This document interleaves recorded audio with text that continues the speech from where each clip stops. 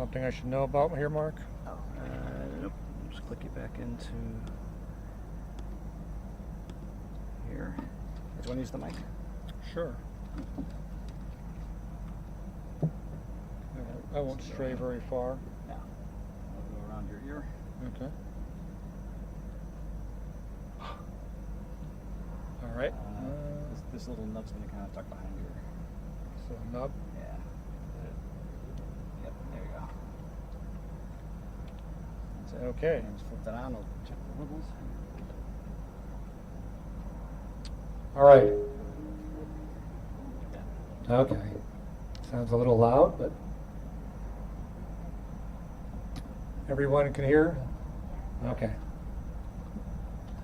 So as I mentioned tonight, we're going to talk a little about the history and the telescope and the moon.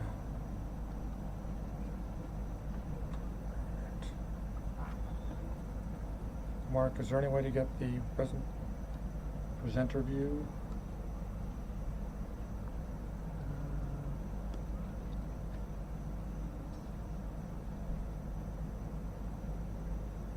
Let's go.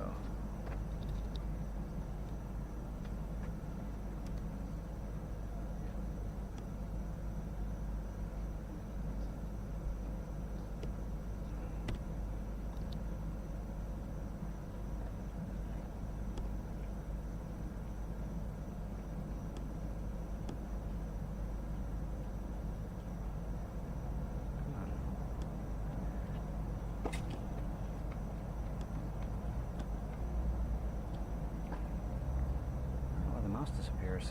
It's Yeah. supposed to be able to hit notes there.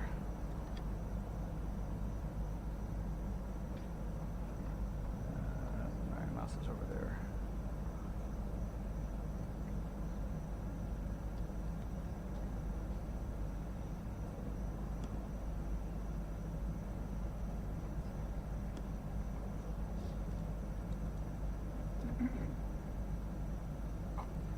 Times like this, I wish this was a touchscreen because then I could just touch it. I could see it was. There you are.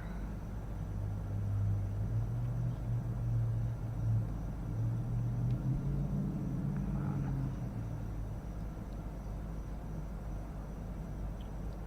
Almost locked. There we go. Oh, it's just there.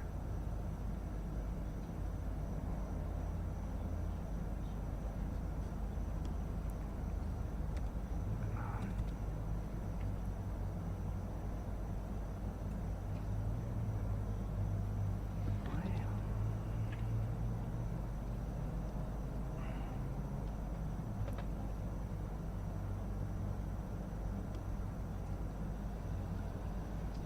Perfect. Okay. So now left and right should work. Okay. All right. Thank you. So as I mentioned, in the early 1600s, our view of the universe changed significantly with the invention of the telescope. Prior to that,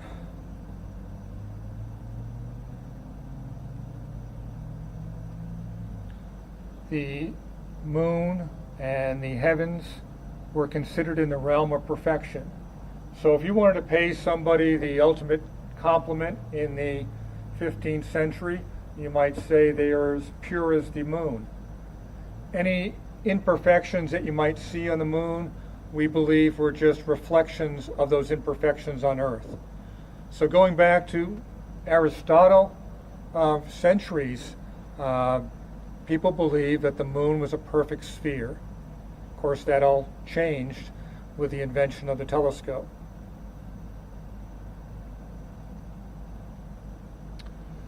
Telescope is a word that is from two Greek words that mean far-seeing. It was invented, of course, several people claim to invent the telescope, and three different Dutch spectacle makers took the issue to the Dutch government. The Dutch government realized that the device was so simple to duplicate that you couldn't possibly patent it. But Lippershey, who did apply for a patent, is generally credited with the one who discovered it. So once the telescope in concept was invented, people like Galileo came up with their own design, and of course they would naturally decide to point it at the heavens. And if you're going to look at anything in the heavens with a very small telescope, you'd want to look at one of the brightest objects, and that naturally was the moon.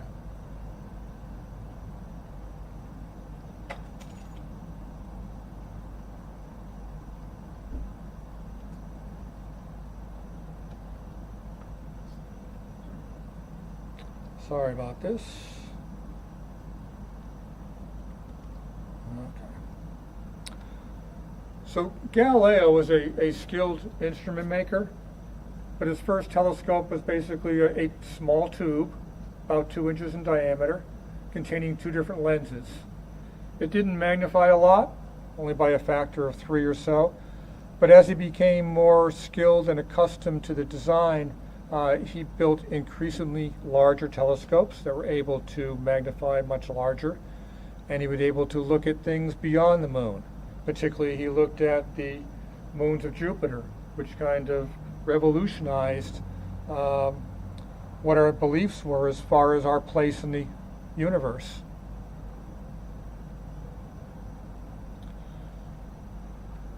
Galileo might have been the first to look at the night sky, but it was an Englishman, Thomas Harriot, who actually documented what he saw through the telescope. And this is his first drawing of the moon. Fairly crude. His later drawings were much more detailed. But you can see, if you're familiar with the moon, that there are features that you can recognize very easily. But Harriot's sketches didn't get wide distribution, and it was really Galileo who brought the message to the masses as far as the true nature of the moon. And in his publication in March of 1610, he included several drawings of the moon in different phases. And anyone who looked through the telescope at that time, and there were people who would not look through the telescope, would see that it was not a perfect surface, not a perfect sphere.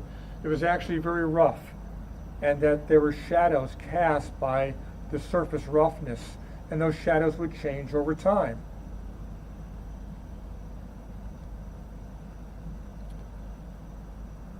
Around this time, there was a major issue.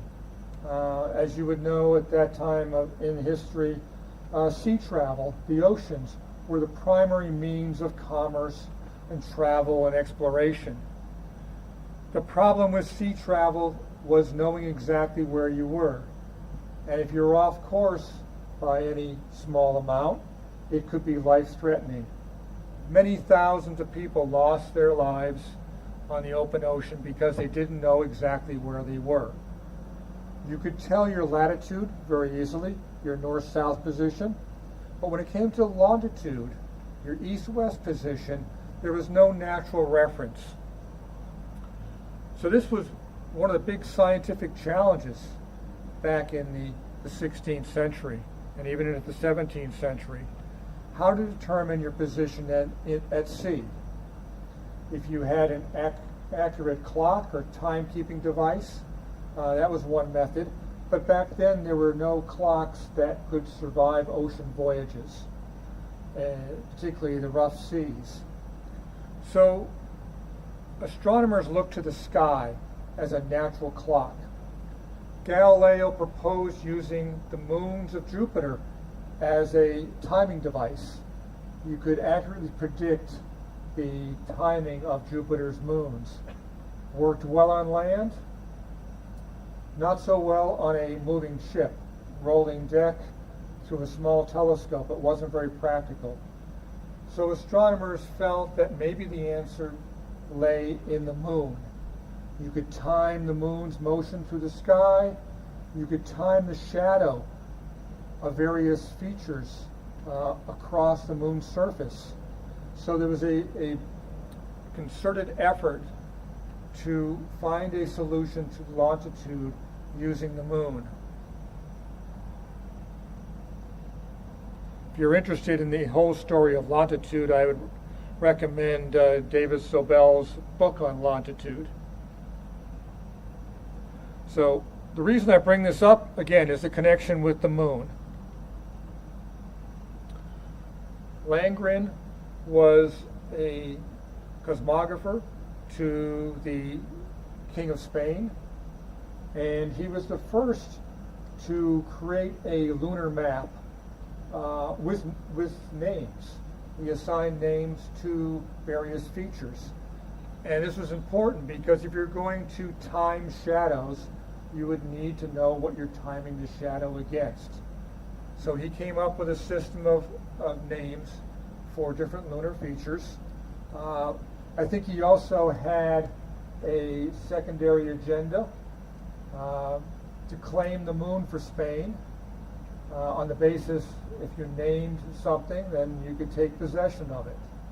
Well, Landgren's maps were not widely distributed, and other selenographers ignored his system of naming convention and came up with their own. Of course, you end up with multiple names for the same thing.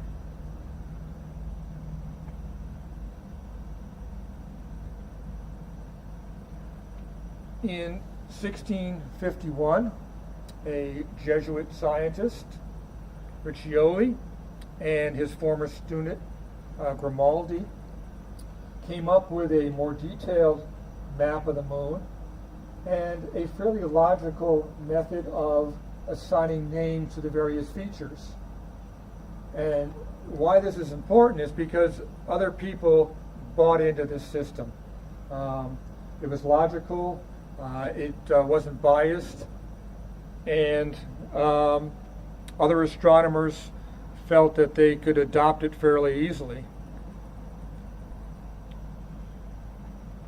He divided the moon up into 8 slices, or octants, and it's sort of chronological as far as the names, starting off with ancient names, mythology, ancient Greek philosophers and scientists, and working its way around the face of the moon.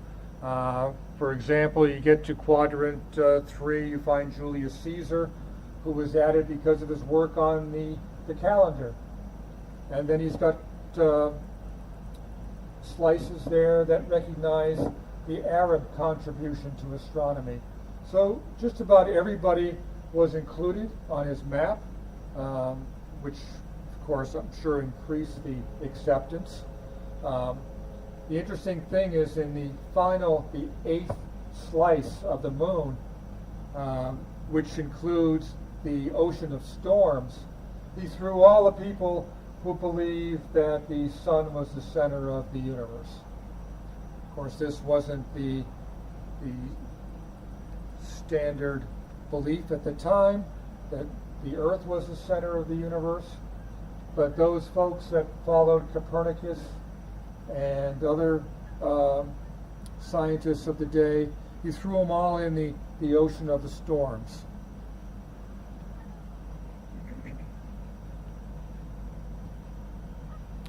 If you look at a close-up of his map, you can see many of the names that you would recognize today. Over 200 of his names are still used on today's lunar maps. So it passed the test of time very well.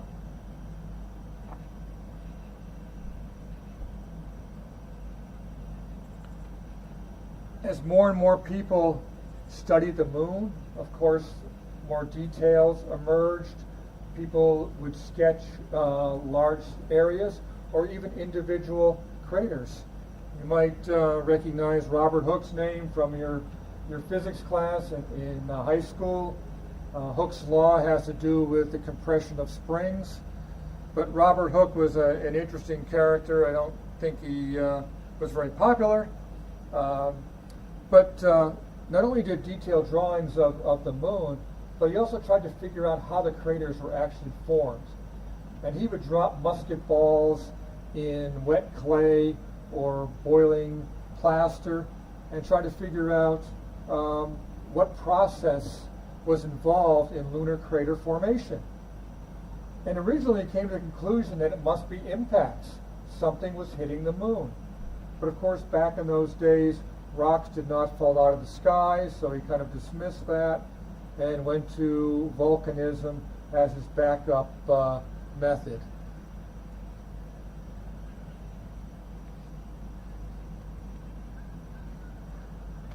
Cassini, you might recognize that name from our flagship mission to Saturn. Very detailed, accomplished observer. He was recruited away from Italy to run the observatory in Paris shortly after it was completed. And one of the first things that he took on was to generate a detailed map of the moon, a scientific map of the moon. And for what reason? The reason was hopefully they could find a solution to the longitude problem.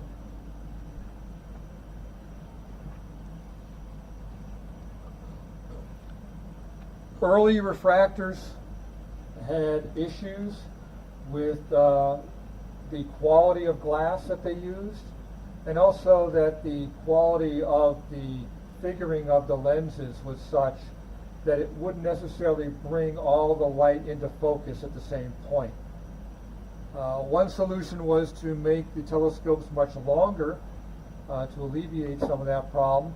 So you've got ridiculously long telescopes back then. In some cases, over 100 feet long. Wasn't very practical, but until the quality of the lenses improved, that was the solution. Of course, Isaac Newton, who is credited with the reflecting telescope, solved a lot of that issue. But again, reflecting telescopes had their problems. They were mostly, the mirrors were made out of metal that tarnished very easily in the night damp conditions. And also the metal was hard to work with. So really, during this age, refractors were the choice of most astronomers.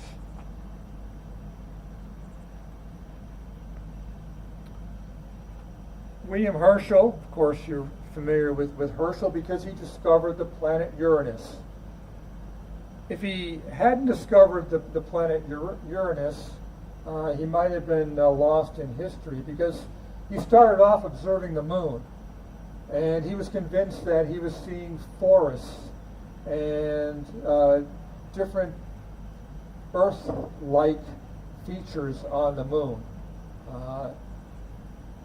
Not many people bought into what he was seeing, and he was eventually dissuaded from his beliefs, and he went back to studying stars and more distant objects, and of course he discovered the seventh planet. So had he stuck with the moon, his reputation might have been a bit different. Pareidolia, interesting term, and I'm sure you might have run into this. It's when your brain starts seeing patterns, even though there's no pattern there. And one of the most famous things I can think of would be the astronomer Percival Lowell. He studied the planet Mars, and he studied it, and his brain started seeing patterns on the surface of Mars.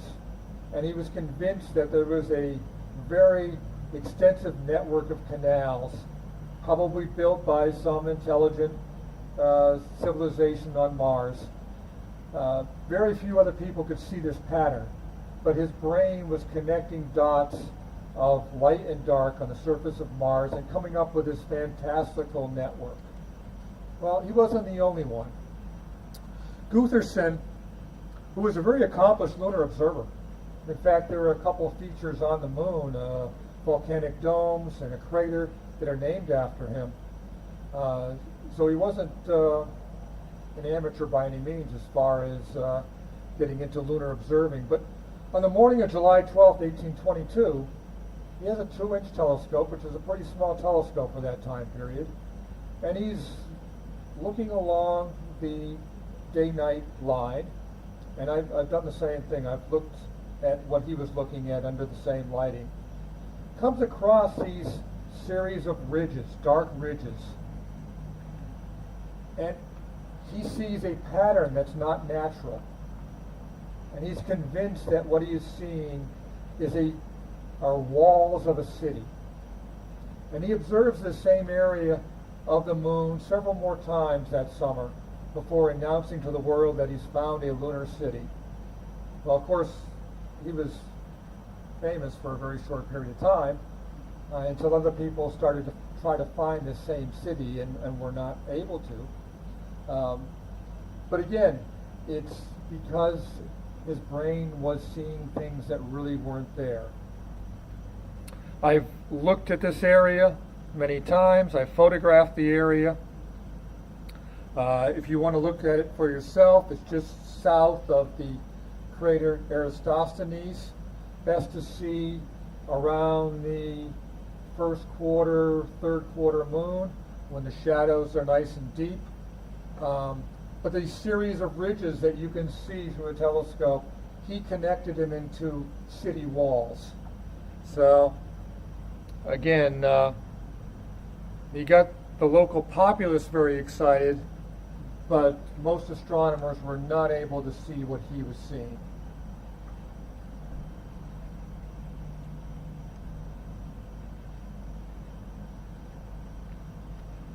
Unfortunately, at that time, people thought the telescope was some kind of magical instrument, that it could see very small details from very, very far away, and it just could do things that any other instrument was not capable of.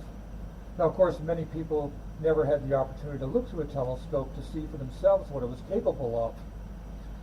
So,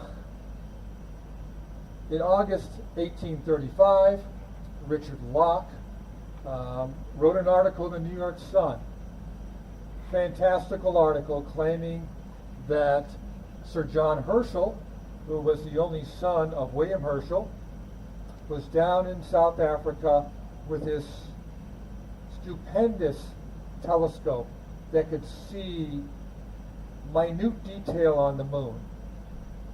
And he described what was being seen through this telescope in this article, and the public just ate this up. In fact, the newspaper republished the article in a pamphlet, sold 60,000 copies back in the day before they finally admitted to people that this was all a hoax. Now, of course, Herschel's in South Africa. He has no clue what people are talking about in the United States. But the article was so fantastic that you would have a hard time thinking people would actually believe this. Because the article described these people with wings flying around the moon, having conversations, constructing these elaborate devices, and yet it's amazing what can be sold. So, in the early 1800s, of course, the photographic era starts. The technology of photography begins. Now, originally it was very difficult. It required very long exposures, and the subject had to be absolutely still for long periods of time. But as the process evolved, the exposures got shorter, and the subject matter expanded. And of course, what's the brightest object in the night sky? It's the moon. So many people tried to photograph the moon through a telescope. The first attempts were not complete successes, but there were fairly quick improvements. And John Draper was one of the first to get a successful image of the moon from his observatory in New York. Again, these are a fairly dangerous process when you look at how these photographs are developed using a mercury vapor. So it's a technology that has come a long ways.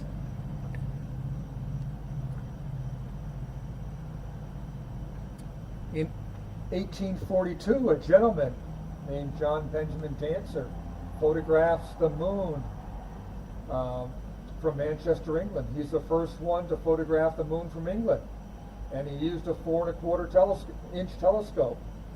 Now, if that name or that instrument sounds familiar, we have an instrument right over there made by John Benjamin Dancer, which is a 4 1/4 inch telescope. We don't know what our telescope was used for back then, or who might have used it, but it's fun to speculate.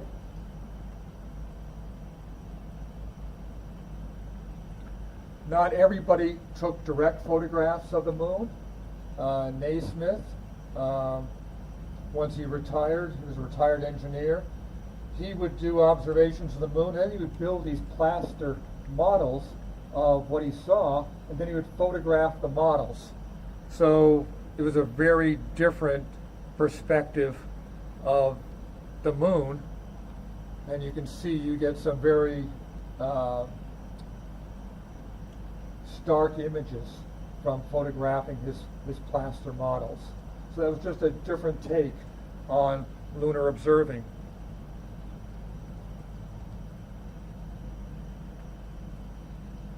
A number of people attempted to assemble atlases of what they had photographed. Of course, the photographs were very crude at this time, and not the quality you would see today. William Pickering published several atlases. The photographs were taken during expeditions to Jamaica and Peru that Harvard sponsored. He was a bit of a loose cannon. His older brother, was the director of the Harvard Observatory and eventually fired him. But it was an attempt to photograph the moon using the same feature under different lighting to give you a better perspective of the particular feature you're going after. So by the beginning of the 20th century, the moon had lost its luster. With bigger and more powerful telescopes, the astronomers moved on to stellar research, galaxies, cosmology, and the moon was left to the amateur. So there really wasn't a lot of development on a professional basis of the moon at that point. There were people that still continued to study lunar features and how they might have evolved, but again, the area of research moved further out into the universe. Of course, that all changed in 1959 when the Soviet Union launched Sputnik and kicked off the moon race. All of a sudden, the moon was a hot topic. If we were going to go to the moon, we needed to know where we were going, what we were getting into, and how would we do that? Without going there, we use our biggest and best telescopes.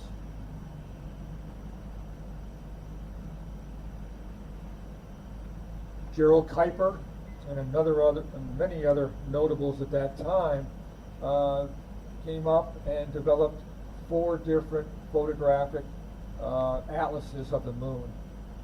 And these were all prepared to support the moon landings. And they turned out to be extremely useful in that respect. They also created something called a rectified lunar atlas. If you look at the moon through a telescope, you'll notice along the limb, along the edge, that the features appear to be stretched out. And that's because you're looking at the features in an angle. And what they did is they projected lunar photographs onto a globe and then they photographed the globe to try to remove some of that distortion. If you've ever been out to Kitt Peak, you might have noticed this structure. This is the McMath Pierce Solar Telescope. When it was completed in 1962, it was the world's largest. In fact, that record stood until just about 5 years ago, and it was the state of the art. It had mirrors at the top of that structure that would follow the sun and beam sunlight down to the primary mirror inside the mountain. It also could be used for very bright objects at night.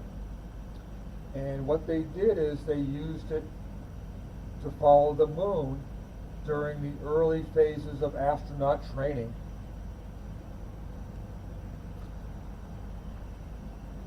The telescope is able to project onto a big table about a 3-foot image of the sun, or in this case the moon, so people can gather around and discuss what they're seeing.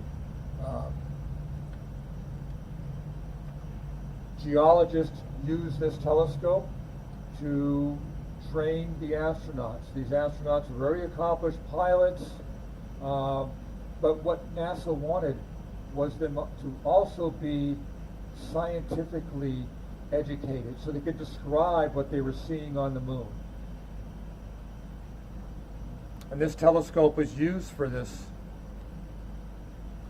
They created special eyepieces where all the astronauts could gather around and look at the same image through their own eyepiece and go through training classes on what they were looking at and how to interpret certain features.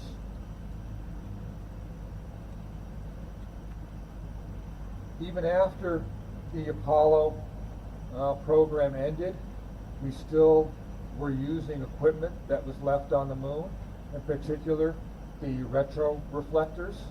This is an array of prisms that are designed to reflect light right back to the sender. So if you shined a laser beam on this particular array, it would bounce the laser beam right back at you. So we can use this, and there are several observatories in the United States that fire laser beams to the moon, bounce the light off these arrays, and then record the signal coming back. And by timing that signal, you can determine the distance to the moon with an accuracy of less than an inch.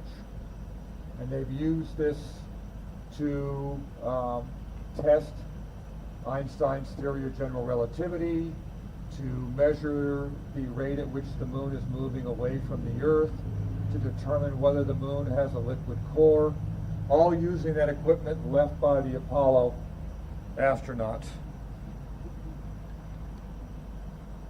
Today we don't use earthbound telescopes to look at the moon. We have satellites in orbit around the moon with cameras, mini telescopes, looking down at the moon. So now we can avoid looking through Earth's atmosphere and look directly down at the moon. We can resolve objects as small as boulders on the side of a mountain, or equipment like the descent stage there of the Apollo 11 mission on the moon.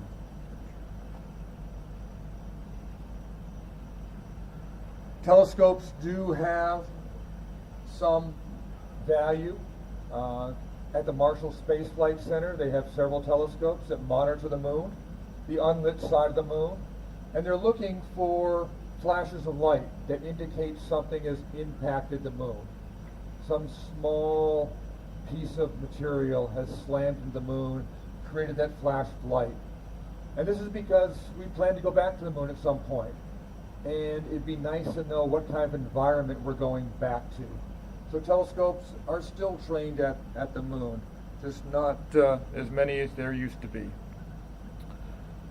So why should we look at the moon? There's so many things to look at out there. We have this wonderful state-of-the-art facility that can see endless number of objects throughout the universe. There is no better way to build your observing skill than looking at the moon.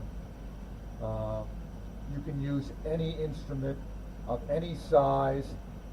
No expense is needed to observe the moon, and you can build your skills on looking at objects through a telescope. So that when you do see a galaxy, or you do see a nebula, or a cluster, you'll have a better feel for what you're looking at. You'll be able to see the play of light and shadow. The lunar month is 29 and a half days long, so it's not an even number of days. So if you look at the moon at the same time each month, you're going to see something slightly different. So just over the course of the night, you can see the patterns of shadows and light change on the moon. So fascinating, and nothing else like it in the universe. And it was our first venture. It was our first step out of the cradle. We went to the moon. So it still holds that mysticism left over from the 60s. And you'll have an ancestral connection. This is the same thing that your ancestor did since the dawn of time, was to look at the moon. So it's a great place to start. And I look at the moon every opportunity I get. And if you have a chance, come over, take a look at the moon through our antique refractor. It embodies the history of astronomy and the history of telescopes. It's made at a time where everything was done by hand. The lenses were figured by hand. And it's just, the optics are suited for the eye. It's a wonderful telescope, and again, it will take you back to the golden age of refractors, Victoria, England. So stop by. I'd love to talk to you about the moon and the telescopes. Next month, our open house coincides with International Observe the Moon Night. So this was an event launched 15 years ago. It's an outreach event for the Lunar Reconnaissance Orbiter, which is still in orbit around the moon. And it celebrates the moon, and it's a worldwide event. So please, hopefully we'll have a clear night. And I appreciate you coming out tonight, and hope you come back. We have a number of things set up around here that you should stop by and take a look. We have a special guest tonight, Cecilia, over there in the blue shirt. Cecilia was a volunteer at this facility many years ago, and she's gone on to bigger and better things. Stop by and talk to her. She's very accomplished. She's an artist, a science teacher, a telescope maker, a proud grandmother. She's got stories to entertain. So please stop by and check things out with her. The main telescope will be open tonight, and hopefully we'll get some views of the beautiful summer sky. And then again, before the moon sets, we'll be able to take advantage of that too. So I appreciate you coming out tonight. Thank you.